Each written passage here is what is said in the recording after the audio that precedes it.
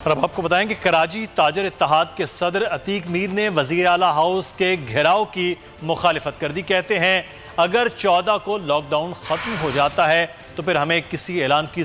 ضرورت نہیں، لیکن اگر حکومت نے لاک ڈاؤن کی توسیع کی احکامات کی خلاف ورزی نہیں کریں گے۔ کورونا کی وبا انتہائی مہلک ہے، اس لیے ایسی کسی تحریک کا حصہ نہیں بننا چاہتے کہ ہماری غفلت کے باعث یہ وبا پھیلے اور لاک ڈاؤن مزید عرصہ تک جھیلنا پڑے۔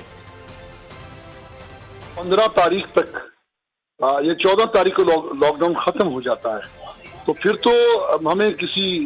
اعلان کی ضرورت نہیں ہے، پھر تو مارکیٹیں خود کھل جائیں گی۔ لیکن اگر حکومت نے توسیع کی تو تاجر قطعی طور پر حکومتی اعلان کے خلاف کوئی اقدام نہیں کریں گے، اس لیے کہ جو ملک میں تیزی سے پھیلتی ہوئی کورونا کی جو وبا ہے یقیناً وہ مہلک ہے، ہمارے بچوں کے لیے بھی، عوام کے لیے بھی اور پورے ملک کے لیے بھی۔ تو ہم تو خود چاہتے ہیں کہ کسی طریقے سے کورونا کے معاملات رک جائیں، اور ہم کسی بھی ایسی تحریک کا حصہ نہیں بننا چاہتے کہ ہماری کسی غفلت کے نتیجے میں کورونا کی وبا پھیلے اور پھر ہمیں مزید زیادہ عرصے تک لاک ڈاؤن کے لیے جانا پڑے، کیونکہ ملک کی معیشت اور ملک میں جو طبی سہولتیں ہیں کورونا کی روک تھام کے لیے وہ